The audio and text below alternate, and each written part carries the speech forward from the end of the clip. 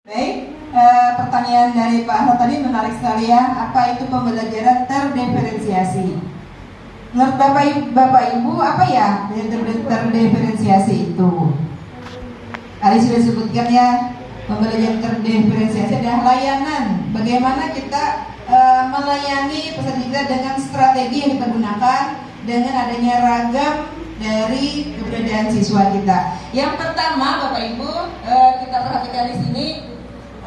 Ketika ada diferensiasi belajar itu ada 3 teknik yang bisa kita kerjakan, yaitu yang pertama konten. Nah, konten ini adalah materi yang akan kita ajarkan. Bagaimana kita mensiasatinya? Nah, di sini bagi peserta didik yang memerlukan bimbingan, di sini dapat mempelajari 3 hal terpenting terkait materi. Kemudian bagi siswa yang cukup mahir dapat mempelajari keseluruhan materi, dan bagi peserta yang sudah sangat mahir diberi pengayaan. Itu terkait dengan konten. Artinya ada 3 kelompok nih.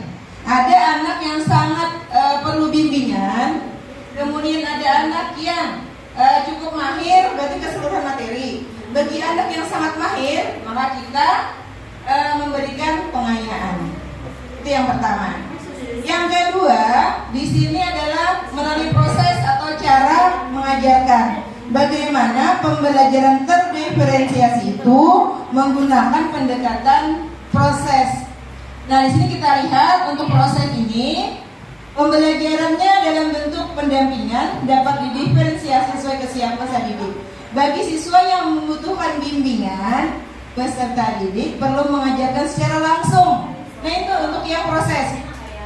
Perlu diajarkan secara langsung. Nah, kemudian bagi yang cukup mahir bisa diawali dengan modeling.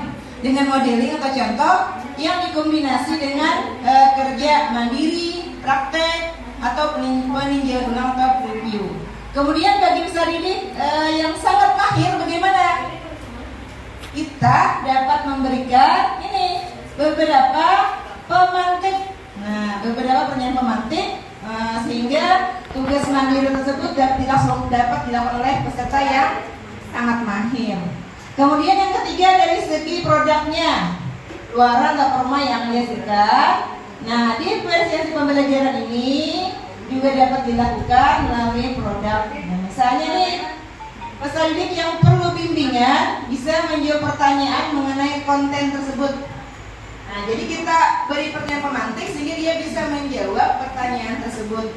Bagi peserta didik yang memerlukan bimbingan, kita fokus memberikan pertanyaan penggali seperti itu. Kemudian, sedangkan untuk bagi saya yang cukup mahir, dia bisa membuat presentasi yang menjelaskan penyelesaian masalahnya. Jadi dia mempresentasikan sehingga kelihatan pemahamannya sampai di mana. Kemudian untuk peserta yang sangat mahir bagaimana?